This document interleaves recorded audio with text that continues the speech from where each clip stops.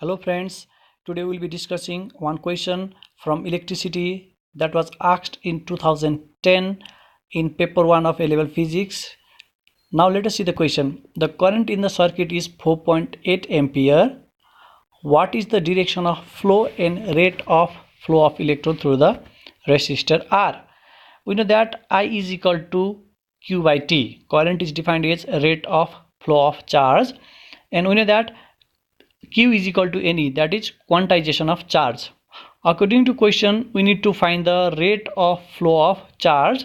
So rate of flow of charge is mathematically given by N by T, and our current I is equal to 4.8 ampere. Now on arranging, we get I by E is equal to N by T. On substituting the value of I 4.8 and E 1.6 into 10 to the power minus 19, we will get 3.0 into 10 to the power 19. This is the rate of flow.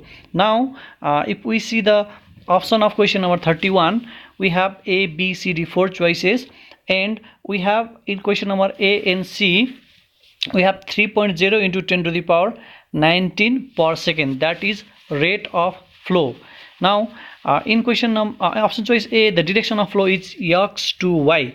X to y is the conventional flow of direction of current, but in actual current or electron flows, that is the flow of electron occurs from y axis to x axis. Electron flows from y axis to x axis. So our answer will be option C. From direction of flow is from y to x, and answer is 3.0 into 10 to the power 19 per second. Thank you very much.